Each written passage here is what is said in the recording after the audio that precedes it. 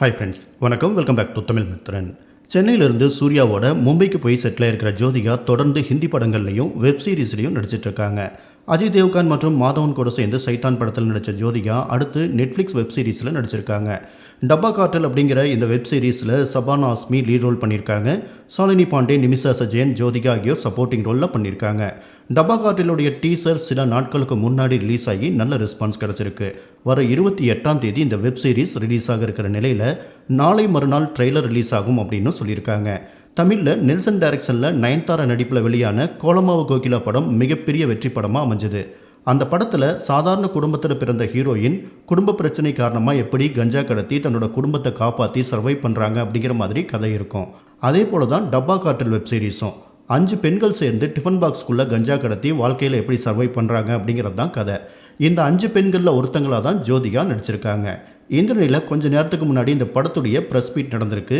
அப்போ பேசியிருக்கிற ஜோதிகா என்ன சொல்லியிருக்காங்க அப்படின்னா, சில நடிகைகள் காதல் படங்களில் நடிக்கிறத நிறுத்திட்டு ஃபீமேல் சென்ட்ரிக் படங்களில் நடிக்க ஆரம்பிச்சிட்டாங்க.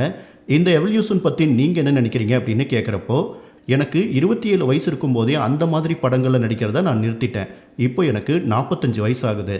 லவ் இன்ட்ரெஸ்ட் படங்களில் நடிக்கிறது, ஹீரோவை சுற்றி சுற்றி ஓடுறது, அவங்களுக்கு சொம்படிச்சு புகழ் பாடிட்டு இருக்கிறது, இதெல்லாம் நான் நிறுத்தி 18 வருஷங்கள் ஆயிடுச்சு. இதெல்லாம் எனக்கு சுத்தமாக பிடிக்காமையே போயிடுச்சு. இந்த வெப் சீரிஸ் பெண்களுக்கு தேவையான ஒன்று. இது வரைக்கும் பெண்களோட பார்வையிலிருந்து சொல்லப்படாத ஒரு கதையை சொல்லியிருக்காங்க.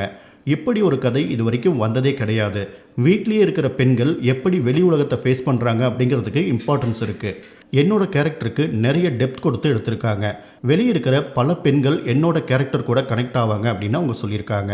ஆனால் ஜோதிகா சொன்ன மாதிரி இது ஃப்ரெஷ் ஸ்டோரிலாம் கிடையாது. ஆனால் அவங்க பாலிவுட்டில் சர்வை பண்ண கண்டிப்பாக இப்படி பேசி தான் ஆகணும். அதே போல் ஜோதிகா 5 பெண்களில் ஒருத்தங்களா அதுவும் சப்போர்ட்டிங் கேரக்டரில் பண்ணணும் அப்படின்னா தமிழில் இப்படி ஒரு கதைக்கு உறுதியாக ஜோதிகா சம்மதிச்சிருக்கவே மாட்டாங்க. மேலும் அவங்க கனவும் பாலிவுட்டில் எப்படியாவது ஸ்டாண்ட் பண்ணணும் அப்படிங்கிறது தான். இந்த வெப் சீரிஸ் கோலமாவு கோகிலா படத்தில் வர மாதிரி ஒரு பெண் எப்படி தன்னோட குடும்பத்தை காப்பாற்ற சர்வை பண்ண கஞ்சா கடத்துகிற அளவுக்கு தைரியத்தை வளர்த்துக்கிறா, எப்படி மாஃபியா டான்களையெல்லாம் டீல் பண்ணுறா அப்படிங்கிற மாதிரி அதே கதையில் இன்ஸ்பயர் ஆகி 5 பெண்களை வச்சு டப்பா கார்டல் பண்ணியிருக்காங்க. மும்பையில் டப்பாவாலா அப்படிங்கிறவங்க மதிய உணவுகளை டிஃபன் பாக்ஸ் மூலமாக உரியவங்களுக்கு கொண்டு போய் சேர்த்துருவாங்க.